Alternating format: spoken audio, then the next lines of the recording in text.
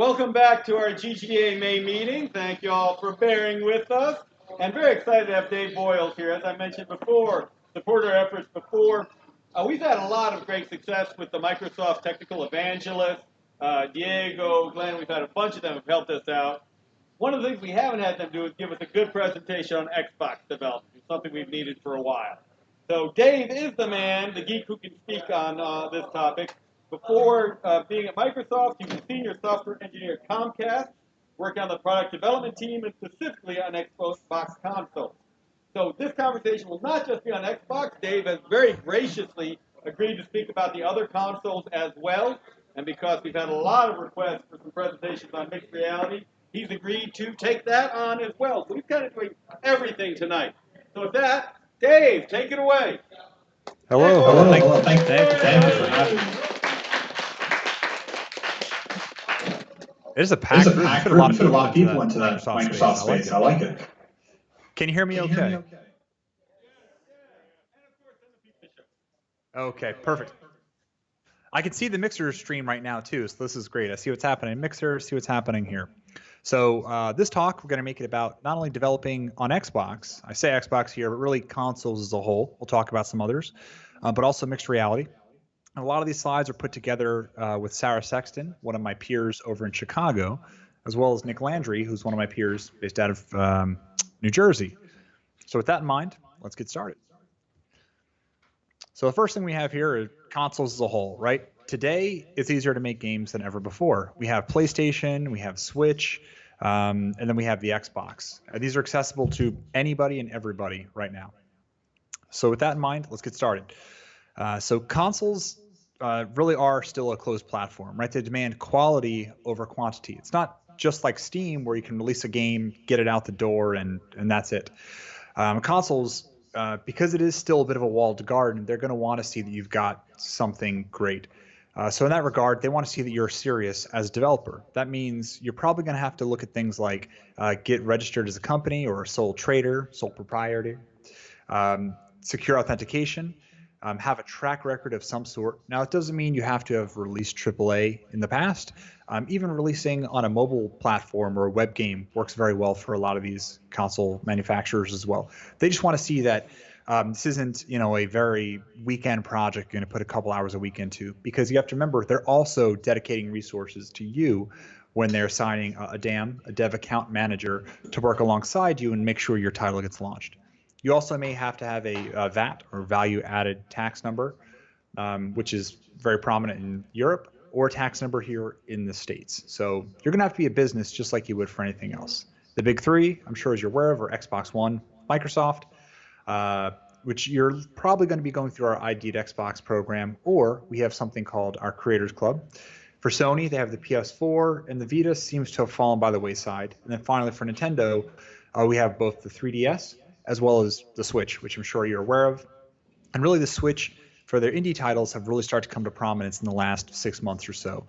There was a bit about it at GDC, the Game Developer Conference in San Francisco, earlier this year. But also we saw quite a few indie titles on the Switch being showcased at PAX East in Boston just last month.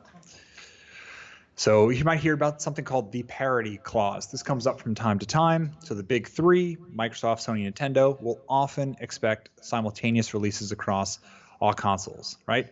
In the mind of the console maker, look at it this way. If the features are the same, the release date ought to be the same as well. They don't really want to obviously give the competition any kind of leverage or head start. Otherwise, potentially if you were to release on different times, they're going to say, we're probably going to want some kind of unique features that can justify the late arrival. Maybe on Xbox you have something like leaderboards, you're tying into achievements, or some unique feature at that point. Maybe you're tying it to Mixer like we have here right now. Those are going to be the kinds of things that the platform stakeholders are really going to want to market as well. Think about something like PlayStation 4 when that launched. You had that beautiful side-scrolling shooter, Resogun, right? Voxel-based 3D graphics, tons of beautiful lighting.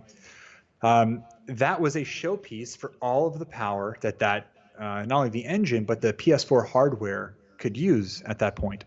So the console manufacturer is going to want to work with developers who are really showcasing what they're doing. And finally, you may want to speak to your DAM, I mentioned this before, your development account manager for more information, for negotiation. So everything is negotiable. I would encourage you to speak to them as well. So the process begins, simply enough, name, address, website, and potentially your games that are already released. Again, they don't necessarily have to be console games, right? Chicken before the egg, but something to show that you're serious about this, whether it's web, mobile, or maybe you've created on some other platform before, like Steam. So some of the expensive items. This is where things start to add up. Because remember, it's a business like anything else. You're going to be required to have errors and omissions insurance. This covers intellectual property, copyright violations. People will come after you for anything and everything. So it's always better to have yourself covered. Using an insurance broker, right? One of the cheaper insurances might be something to the tune of about $2,000, which may seem like a lot at first, but if you plan on making several tens or hundreds of thousands of dollars from your title, in the grand scheme of things, this is very, very small. So insurance is going to be important, but also you have to consider things like, will some of your game players be sensitive to lights? Right? If you have too many lights going off, someone may go into a seizure. So you've got to protect yourself against things like that as well. And that's largely where this comes from. Optional, foreign country ratings boards. So to release in foreign countries outside of the States, your game must be rated by official boards. So things like PEGI, maybe you've seen that launch before, trailer before. Really on a country or region by region basis is what's going to cost. Also, in the United States, we have what's called the ESRB, Entertainment Software Rating Board. This rose to prominence in around 1994, shortly after the release of games like Night Trap and Mortal Kombat. There are tons of videos that you could see about this, I'm sure, that were essentially the United States government, when Nintendo had brought the developers of Night Trap Digital Pictures to court, they'd said to the games industry as a whole, well, you have the opportunity right now for either the government to regulate you or the games industry can regulate themselves. And the games industry chose to do it themselves, which for the most part seems to have worked out very, very well. Moving on, startup costs. So, expenses to get your studio up and running. Everything's going to cost money. Adobe Premiere, Photoshop, Unity, Unreal. For Windows licenses, for single developers, $20. For a company, $100. Not too bad. Often, if you're a student or you have a .edu address, that can be a great way to perhaps consider circumventing some of these costs. Maintain your game's domain name. So, my website is davevoyles.com. I've got to pay a fee every year so I can keep that. You may want to do the same for your game. In terms of hardware, most of these things you might have anyway, particularly if you have a computer, maybe a video capture device. I use an Elgato, or there's another device, HD Gamer Extreme, works very well. So a bunch of small things that are going to add up, maybe a workspace, but a lot of these things you can write off on your taxes at the end of the year too, particularly a workspace, or if you have a workspace at home, like where I'm streaming from right now. Okay, so let's go into the developer roadmap. So with that in mind, we've covered some of the costs, and I'll get into the console costs as well too. So if you're going to develop for Microsoft's platforms, right, we have traditional Windows desktop applications. These are often called Win32 because they're often 32-bit apps. Then we had UWP, Universal Windows Platform, which we released several years ago. This is where you release into the Windows Store that you might find on your Windows 10 machine, as well as the ability to release through things like the ID at Xbox program. So for most of these platforms, you'll have an emulator available to you through Visual Studio, the programming environment. But also, we have what's called a standard XDK-based console development. So those are the dev kits. They look very similar, if not identical, to the development kit, to the Xboxes that you might use at home, a retail unit. So the hardware inside is slightly different. Often it has more RAM so that you have more space to allocate storage during development. It allows you to run what's called unsigned code onto your console.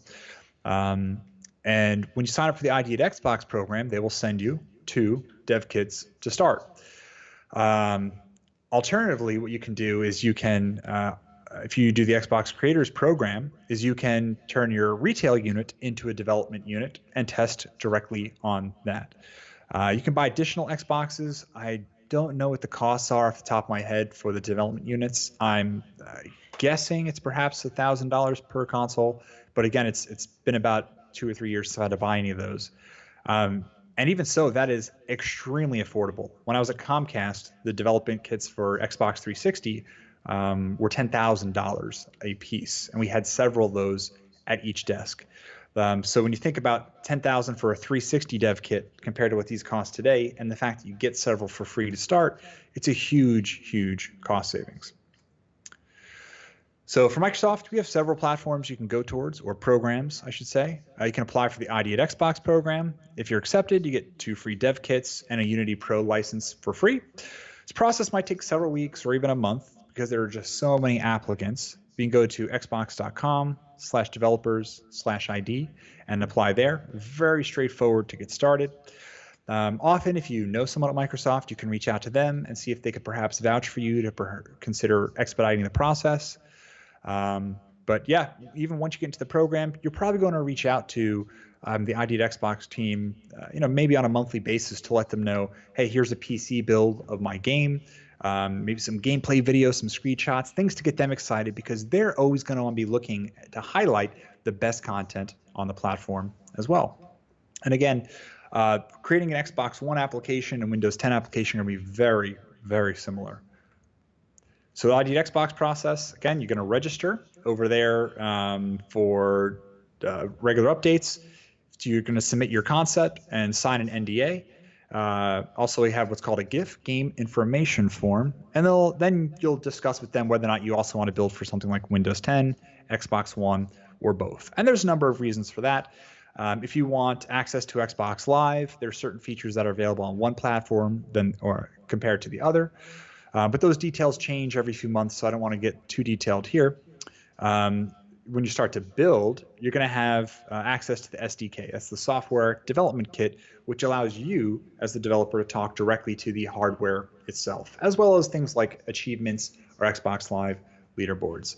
You'll often get quite a few pieces of middleware. I know that for people on the technical side who want to write games, C and C++ work across the board. That means you're going to have to use something like DirectX to get your graphics running on an Xbox. Alternatively, you could use an engine like Unity or Unreal Engine. They play just as fine on the console, as well as our hardware devices like the HoloLens.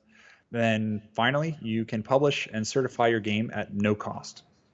So you're good to go, get out the door. But your best bet is to market along the way as you're making these things, and keep the team in touch, because they may want to know about how your game's progressing so that they could potentially highlight it at events like GDC, like PAX. Going from there, so Xbox One, farewell Xbox Live Indie Games. That was really the start of a great program that we had in 2008, and that's how I got started with game development, which was using XNA, which many of you are perhaps aware of its open source implementation called MonoGame today. So it allows you to write C# to make video games, still a very popular solution. So in last year, we closed down that Xbox Live Indie Games program, which allowed developers to release games for not only Windows, but also the Xbox 360 for only $100 a year. Building from that, we have what's called the Xbox Live Creators Program. So look at it as we sunset or put to sleep the Xbox Live Indie Games program and replaced it with Xbox Live Creators Program. Open to all. That means this is probably your best bet if you're brand new to game development, is use this as a stepping stone to go to ID at Xbox. So you can build an Xbox Live enabled UWP game for both Xbox and Windows 10.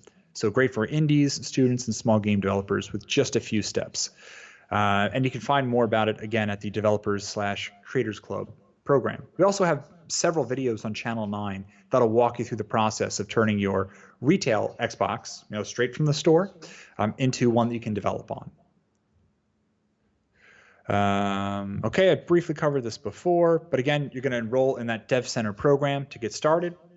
You're going to sign up as a developer just using an email address, and then from there, you're going to read the documentation to figure out how to get Xbox Live, leaderboards, matchmaking, achievements brought into your games. So once you sign up for this Creators Club program, again, the stepping stone, what are you going to get? We're going to get community and engagement building tools, right? Things like Beam, they used to call it Beam, now we rebranded as Mixer, interactive live streams, which you're already using right now. Great way for the developer and the audience to go back and forth with one another and get a feel for what they're doing, but also for the audience to interact with the game and the streamer.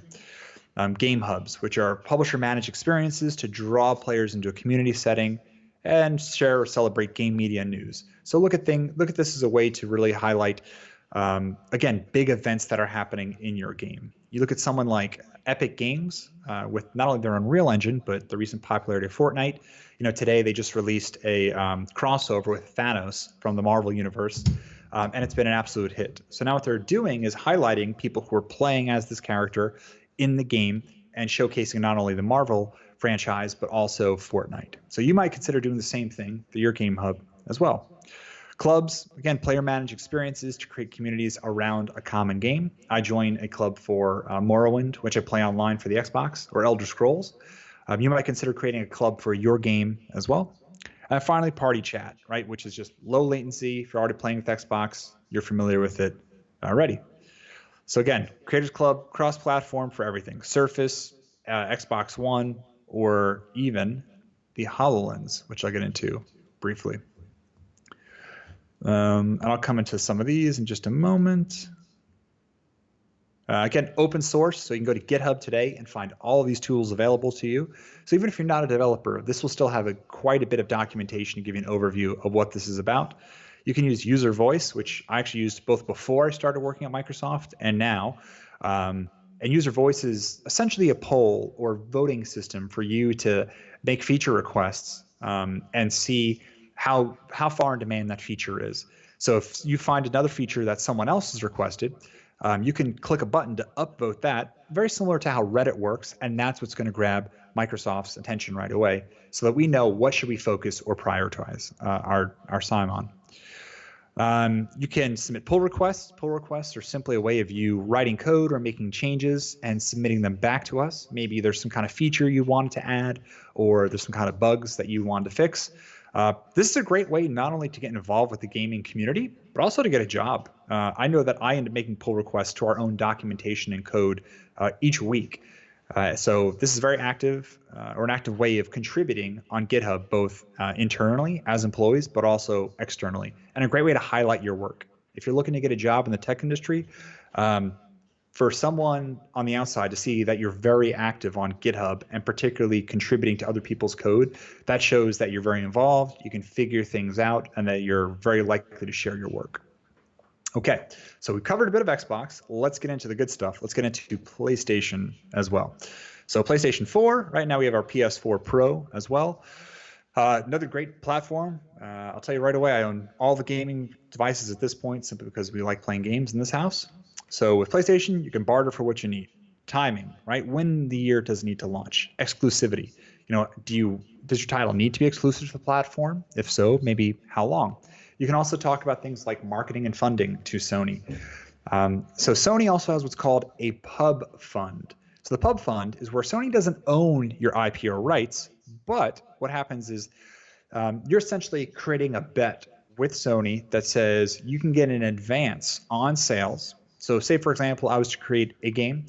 I reached out to Sony and said, I want to have timed exclusivity, meaning I want my game to come out on your platform 6 months before anywhere else. But up front, I want some kind of guarantee that I'm going to get paid. I potentially want perhaps $10,000 up front, which could be great for you if your game perhaps doesn't sell too well to start. But at the same time, because you're taking that money up front, very similar to how books or book royalties work, they are going to get a larger portion, if not maybe the entire portion, to start of your cut. So if you go to sell your game for maybe $20 a piece, Sony may say, hey, we'll give you $10,000 up front. So if you had spent $10,000 creating the game, right away you're going to make every dollar back. You're breaking even. But there's no guarantee that you're going to sell that number. So it's kind of like you're hedging your bets. Going from there, we have Nintendo, right? As an indie, start focusing exclusively on Switch and 3DS. Nintendo's self-publishing program is still very new. They're kind of opening up to the idea of indies. There's really just larger titles on it at this point. So if you're going to create games, again, I briefly touched on this before, C and C++ work on every single console, largely because you can write both DirectX and OpenGL on those platforms. There's also a lot of tools that can help abstract a lot of that. So for example, you can use something called SDL, Simple Direct Media Layer. And SDL sits on top of both OpenGL and DirectX, sits on top of those graphics libraries, and it'll abstract things like input, sound drivers, graphics, so that it'll work across more platforms and make your job much easier. SDL is available in a number of languages, C, C++, I think even Python and Java at this point. So that's for really the low-level programmers, but you're going to have to make a lot of your own tools. Unity and Unreal 4 also work on the Switch as well as Xbox and PlayStation. For most people, that is probably your best bet. I know Nintendo does loan dev kits for 1 year. There's an opportunity to buy refurbished dev kits, but the cost is roughly about $800 per dev kit. So you can go to developer.nintendo.com to get some more information. So console development environment. So an SDK, software development kit, is downloaded from each company and installed. You'll probably be using a tool like Visual Studio, an IDE, to communicate with this development environment, to communicate your code with all of these platforms. It's a Microsoft product and probably one of the more well-known developer tools out there. There are a bunch of tools available for profiling bottlenecks on both the Xbox and PlayStation. We have something called Pix, which I used quite a bit when I was writing C++ on the Xbox. So that's for much lower level stuff. But for the most part, the tools available to Visual Studio and something like Unity or Unreal will work fine for most people. Kind of going from there. The community is a huge part of making games, right? So if the console makers don't believe you have a great game, they'll not be quick to get back to you. But if you show great promise as a developer, all three of these companies will have opportunities to loan or potentially give you the dev kits for free. So to kind of showcase what you're doing, you may want to work with the community to highlight your game, get out there on Twitter, on YouTube, on Facebook. So it's a lot of work to be making a game as well as promoting it at the same time, but it's probably in your best interest. I can't tell you how many times I've seen someone work on something, spend years in a corner just kind of building something in their own little bubble, only to release it 3 or 4 years later, not realizing that the entire industry has shifted or that they just haven't drummed up any support the entire way. I highlight a bunch of Chicago resources here. Again, these are all from Sarah, who's very, very involved in the gaming community over there. I actually had her on my podcast a few months ago. It's called the Indie Dev Podcast. And if you look up my name or Sarah's, you can see her in an older episode where she talks about all the activity that they're doing in the Chicago game developer scene. For GDC presentations, I'll have a lot of these slides available afterwards, so you can check out all these presentations. But GDC is the Game Developer Conference. Happens every year in San Francisco. It is the world's largest gathering of game developers. If you want to get involved in the industry, I would encourage you to take a look at it. It can get a bit pricey for about 5 or 6 days there each year. It cost me about $2,300. But I've been going every year since 2010, and it just continues to get more and more worthwhile for me. But it's a great way to network, to see what's happening in the industry, to get your name out there, and to showcase what you're doing. Often what they'll do afterwards is they will open up a lot of their videos for free through YouTube. This is from last year's presentations. We just finished the conference for 2018 in March of this year. So you probably have a couple weeks, if not months, before they release several of those videos. But this will give you a great understanding of how to develop for some of the platforms I highlighted today. So with that done, let's move on to the really juicy stuff, and that is mixed reality. So this is for HoloLens, and I say immersive VR headsets because we're going to cover both augmented reality as well as virtual reality.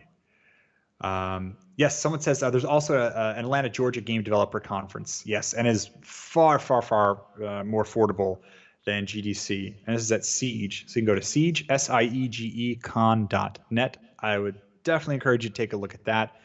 Also, Atlanta has a booming game developer scene. So yeah, you folks have quite a bit going on. So I would definitely start there and then work your way up. So coming back to these slides, my peer, Nick Landry, he also works in commercial software engineering with me, but he's in New Jersey, is specifically focused on AR and VR right now. So that's why I grabbed these slides from him, because he's working with the latest and greatest, both for game developers as well as a lot of commercial applications. So let's take a look. We have what's called physical reality and virtual reality, right? Physical, the state of things as they actually exist through human senses without technology. Pen, a paper, these things that I use every day. Then we have virtual reality, which are artificially man-made, created sensory experiences of people, right? So they might include things like sight, touch, hearing, smell. So what we want to do is blend the two together into what's called mixed reality. So physical is the world as we see it. Virtual is, you're essentially sucked into or trapped into a world where you can't see past it, right? So think the Lawnmower Man. And then finally, mixed reality, which is essentially a blending of both worlds. So it's like an overlay that you have into your physical reality. So the mixed reality spectrum, right? We have physical on the far side. That's where AR, for the most part, is today. On the far right, we have digital. So think of Oculus and things of that nature. I want to go back a bit. That's where VR is. So once you're in that, you're not really aware of what's happening outside. Like if I was to put these devices on, a VR device on at my desk, I wouldn't be able to see anything else that's happening around me. Where something like when I have a HoloLens on and I sit at my desk, what I'll often do is I'll put Netflix on, put it above all of my monitors, and this way only I can see and hear that Netflix screen while I'm working on my desktop. And then we have mixed reality, again, which is quite a blend of these two, which can be both see-through or opaque. So Microsoft has several devices. I'm sure you've heard of the HoloLens already. These developer kits are available for $3,000 a piece. I hate that these slides keep moving on their own. So these slides, the HoloLens is about $3,000 a piece for the developer unit. And you got to imagine it's essentially a self-contained PC. And with that, you're just going to connect it directly to your computer, and wirelessly they're going to communicate with one another. So you can write C, C++ code with DirectX, or you could use something like Unity to talk directly to that. Actually, give me a moment here. I'm going to stop these slides from auto-advancing. Just a moment. Because this is going to drive me crazy if it keeps doing this.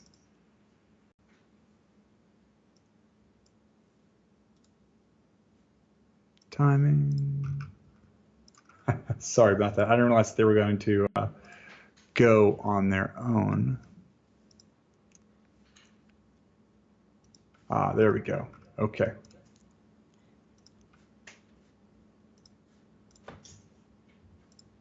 So it looks like there's just a couple of slides here that auto-advanced. And they were there for 7 seconds. Good. You notice, because I don't always go through presentation mode, so I think that's why. There we go. So let's go back a couple. All right. So we have our Microsoft HoloLens. Again, you can buy this today, start making use of it.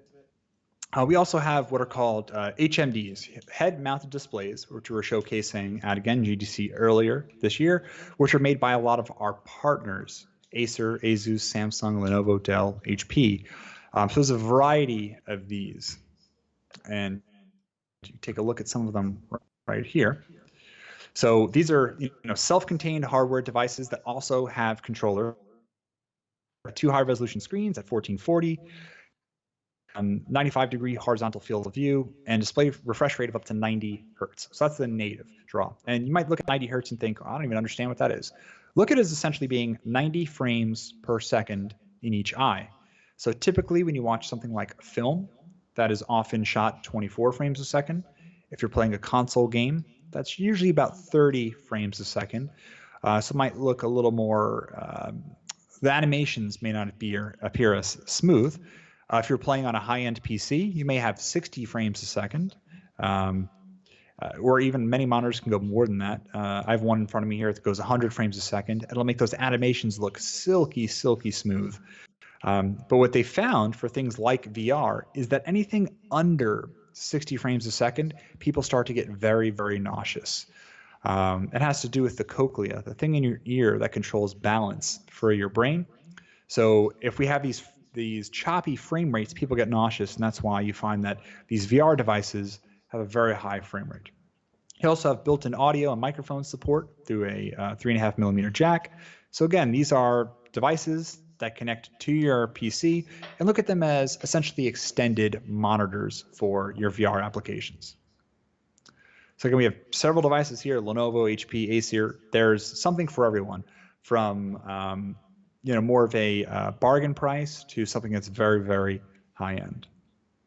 So now let's get into the nitty gritty about developing for some of this. And I particularly highlight Unity here because that's what we seem to have most of our experience and success with, is either C++ and DirectX, or a lot of people who, again, are low-level programmers, they're going to write that way.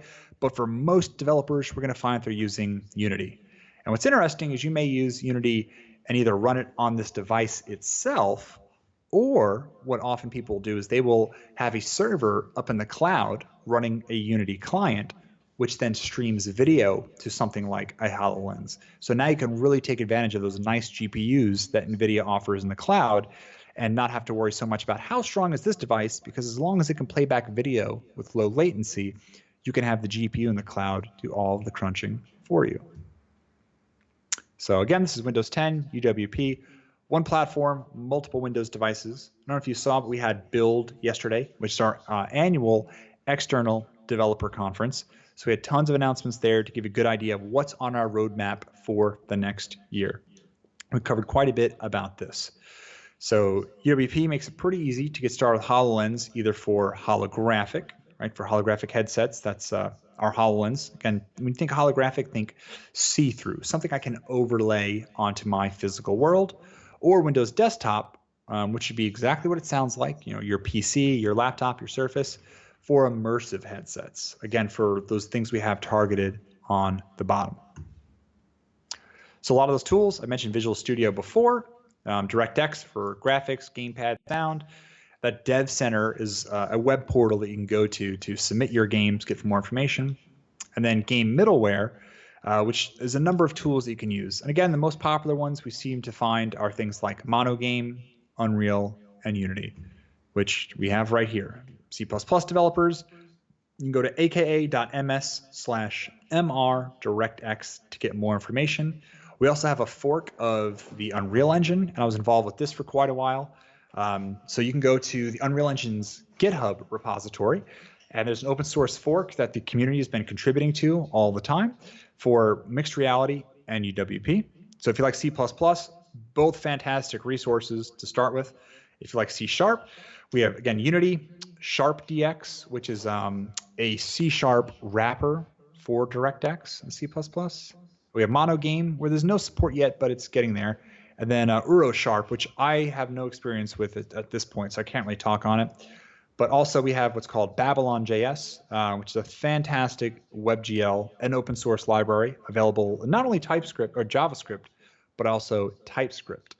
And then Holo.js, which I haven't used yet, but it seems to be an official Microsoft product. Oh, no, it says not officially supported by Microsoft. Okay, the evolution of device I/O, input and output.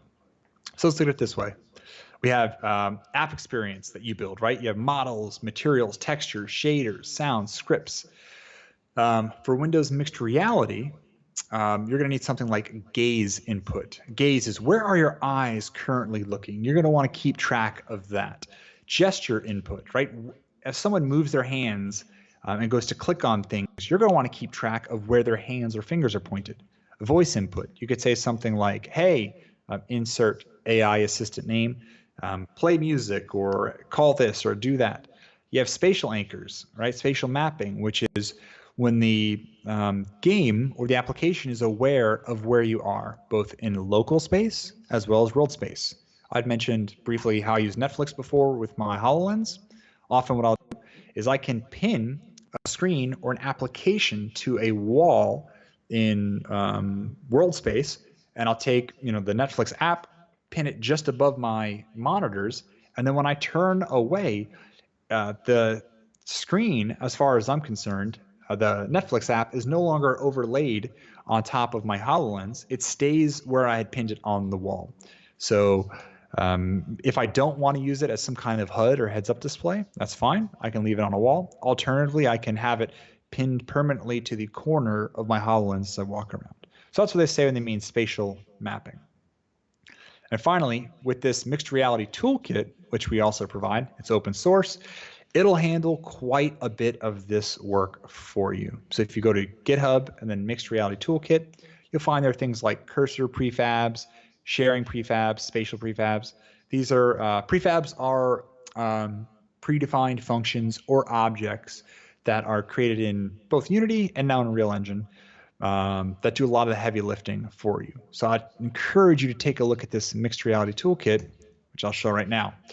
It's open source, collection of scripts and components. We are constantly adding to this. You're more than welcome to add to this yourself. Contains a lot of things like input, spatial mapping, spatial sound, utilities, build scripts for this. So you're going to make sure you have the Mixed Reality Toolkit release that matches your Unity version when you're using this. So one of the many benefits of Unity is that you can have multiple versions installed side by side without conflicting with one another, and I'd encourage you to do it at this point. So again, you can go to github.com/Microsoft Mixed Reality Toolkit. So you don't necessarily need to have a HoloLens to even get started today. I've used this a bit as well. This is the HoloLens emulator, and what this allows you to do is through Visual Studio, as long as your machine has 8 gigabytes of RAM, you have 64-bit Windows, and at least a dedicated GPU with Windows 10, you can use what's called hardware virtualization to build your HoloLens application and have it run on the desktop. So you don't need to buy the hardware right away. You can test it out and kind of get started on your own. All right, coming home full circle here. Getting started with this Mixed Reality Toolkit, I'd pointed to the GitHub repo before. Again, you can contribute to the project. This is a great way not only for you to get involved with Microsoft, but to show off perhaps to other developers or other potential employers, hey, this is the kind of work that's available that I'm able to do. If you're doing this for free to start, people are going to really think, wow, if he's doing this for free or she's doing this for free, what kind of work would they do if they're really getting paid for this to make this kind of stuff happen? We also have a number of resources for you to learn from. So things like the Holographic Academy. We have a companion kit. We have a number of demos and examples you can use as well. So coming to the very end, this is my last slide. We have developer resources. So you can go to aka.ms/mr for mixed reality, and I'll bring you to our developer portal where we have tons and tons and tons of tutorials. So I'll be honest, I don't have many resources internally available to me for learning the latest and the greatest because we expose them to the public as soon as possible. So us as Microsoft developers learn the same way for the most part as the public does. So we are constantly the ones, they call it dog fooding, which means to use our own tools, our own documentation, and constantly make upgrades and changes to it. So we're learning alongside with you. And that's where I found most of these resources have been extremely helpful. So with that in mind, I want to know, do we have any questions? Thank you.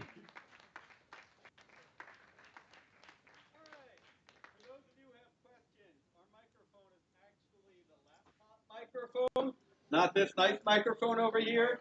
So we're gonna have to come up here. No, it's not your fault. It's our fault. We're gonna have to come up here, and or I can relay the question on in.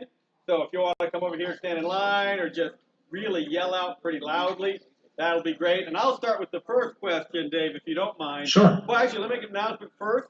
Is that the Microsoft Store has most of AR and VR tools we talked about. No HoloLens here, but pretty much everything else. So if you want to try them out tonight when we're done with this, they have them available for you to check out the capabilities. But I'll start with the first question, going back to the Xbox side of it before I offer it to everyone else. So Dave, we have a number of PC and mobile game developers here. I think there's only one current console developer here.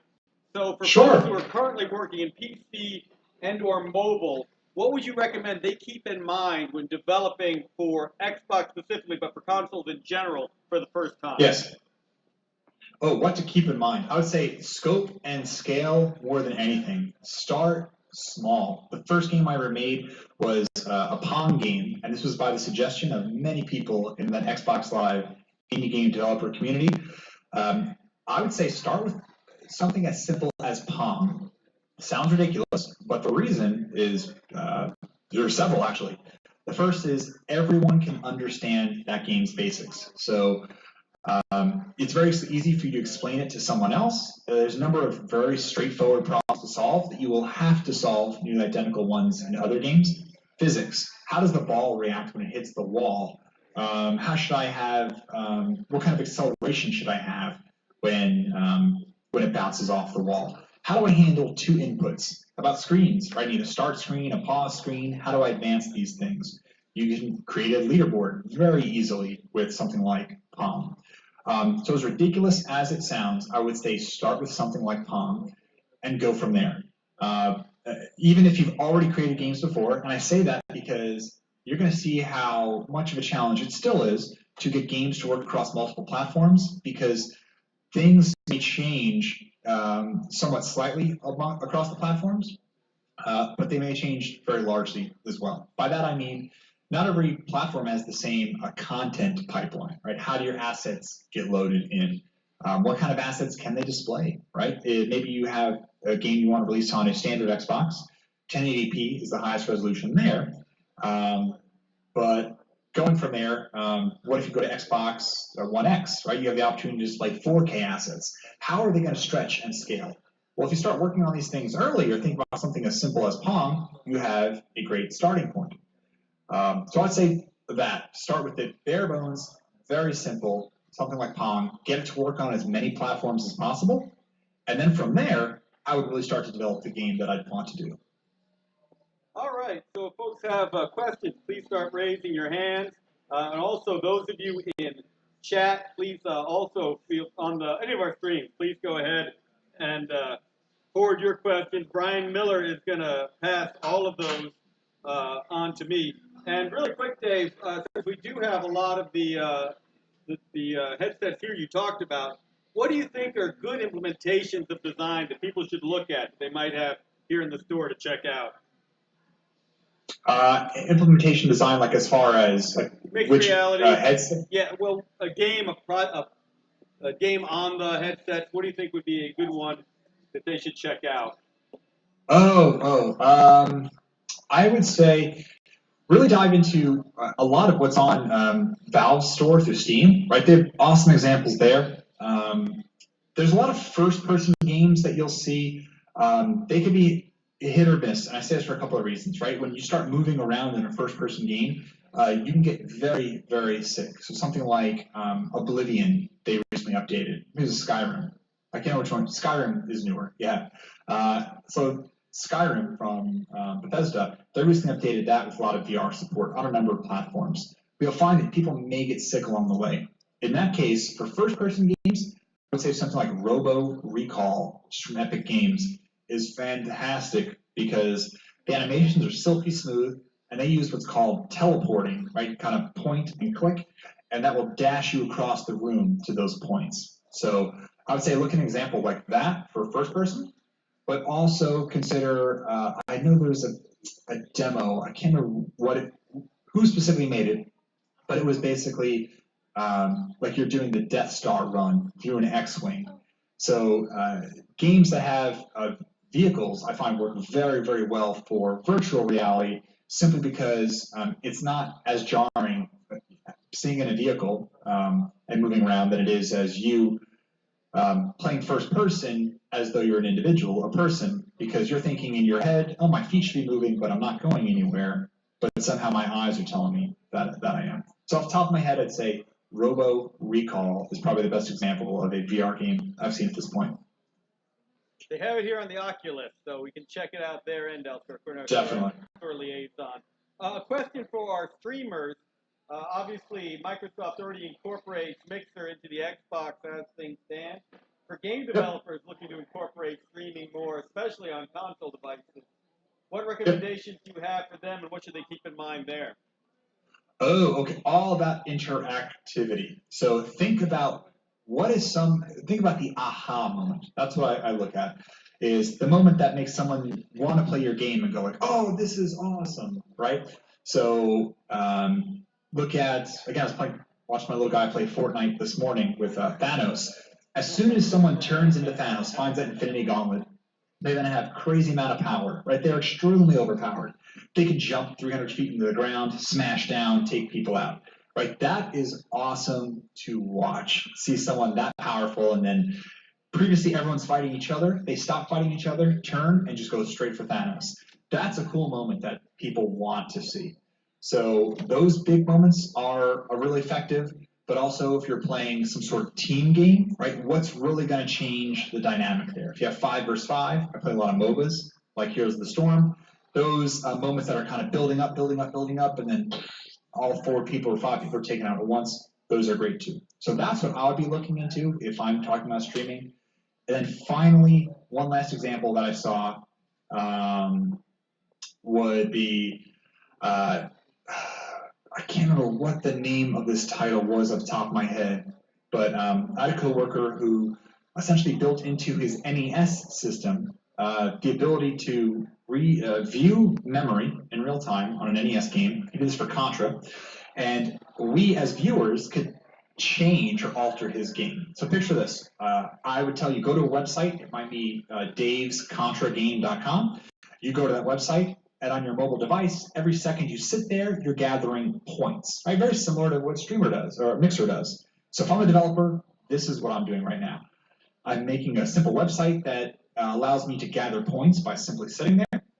And then once I've gathered enough points, I can make changes or affect the outcome of the game. So Contra, side-scrolling 2D platformer, I might say, if you've gathered 30 points, waited for 30 seconds, then I'm going to give you a random weapon. So on my screen, my phone, I hit random weapon, removes 30 points from me, and now in your game, as we're all watching you, you now have a random weapon.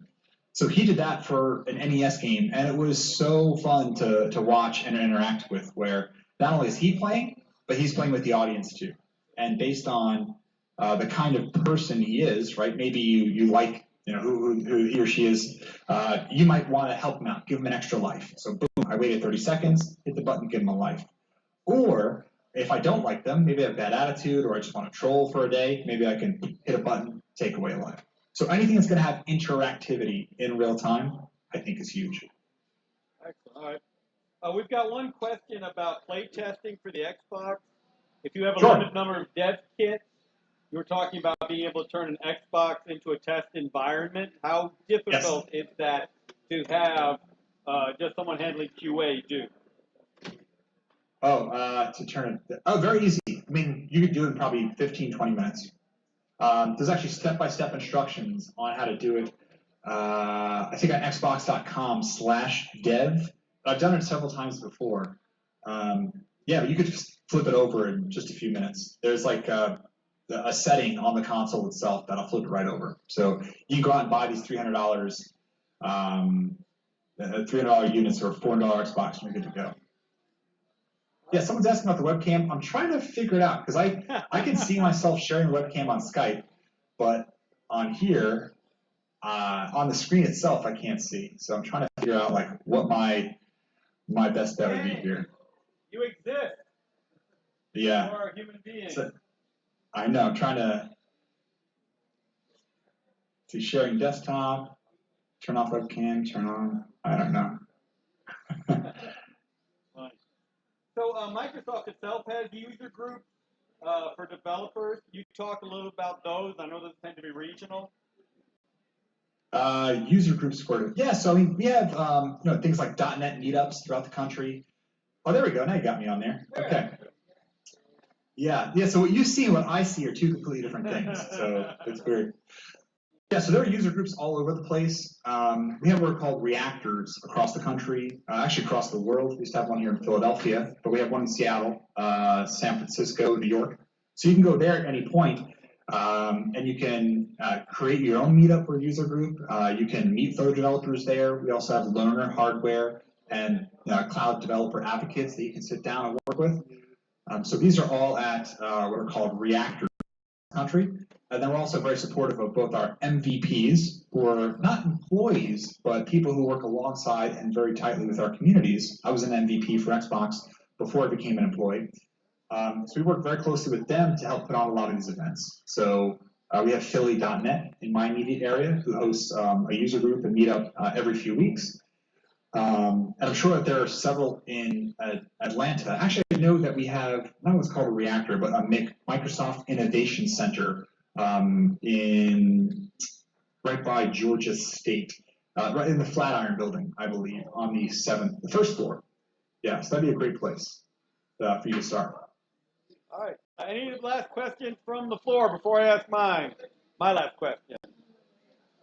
All right, my last question. Dave, when might you be in Atlanta next? Presenting. Ooh, good question. I used to be there all the time, but the next time, I'm not quite sure just yet. Hopefully some point this summer, but I would love to come down and try to line it up with the time that you were all there so we could do something. Yep. Or see if we can get me over to Siege. When is Siege again? Siege is October 4th to 7th, 2018 at the Beautiful. Marriott Northwest Let's do it. Atlanta. Yeah, we'd love to have you down for that. Obviously, Ian will be out there, look down a whole bunch of the Microsoft team. Gersh was great last year. Gersh Page. Oh, you met Gersh. Yeah, he's awesome. Yeah, Gersh has been very involved with Xbox for a long time. He is extremely technical. Now he does quite a bit of work with Mixer. Yeah, he is a fantastic resource for anything Xbox. All right. Any last questions? Then with that, thank you very much, Dave, joining us. Thanks for having me. Long flight in from Pennsylvania. And we'll be posting this video up very soon. So you should ask him for slides, but you'll have his slides with the video.